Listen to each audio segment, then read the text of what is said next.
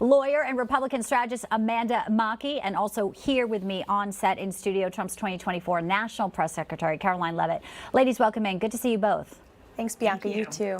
So when you have to bring out Bernie Sanders and talk about, this health care costs and lowering it seems like so much fear mongering because he cannot talk about immigration. He cannot talk about the uncommitted vote, which we saw a lot of last night, Karoline. Why pull this card? I mean, I think we know why, but will it work when we hear some of these comments that Biden's making at this very moment? No, it's not going to work. And as you saw yesterday, President Trump visited the great state of Michigan, an incredibly important state, one that propelled him to his historic victory over Hillary Clinton in 2016.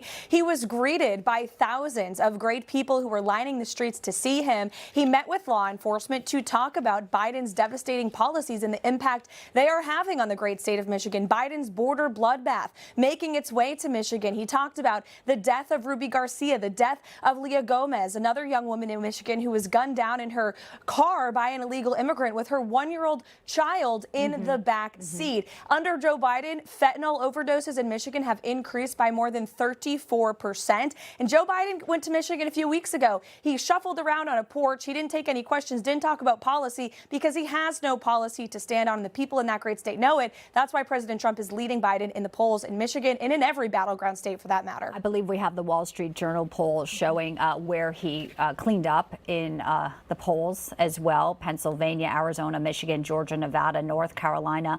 And Nebraska is an interesting state, too, because the governor's endorsed, Amanda, this winner take all, which would actually prevent Biden from getting any of the electoral votes. And of course, it's another thing the left is having a meltdown over, very terrified at the prospect because they know he's doing terrible with blacks, Latinos.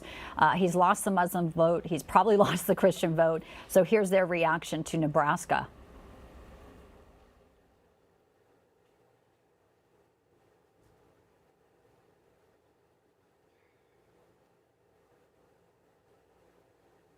If that changes, and we don't know that it will, the state legislature is going to look at it, but if that changes, that takes away Biden's best path to win. Because if he wins Wisconsin, Pennsylvania, Michigan, but loses the other swing states and no longer picks up the one in Nebraska, 269, that leads playbook this morning, the alarm among Democrats that this is possible. So we can expect the attacks to continue and press conferences like today to scare elderly people to be the talking point. That's Amanda. right. That's right. And I worked in the state of Nebraska for the congressional delegation there. And I really wonder, I mean, they're betting a lot on Omaha coming through for Joe Biden. But really, this border issue is really taking the Midwest over. I was at the Iowa State Fair this summer and I was meeting with people, talking with people, and they are very scared about that. There are a huge number of illegals that work in the meatpacking plants in the Midwest.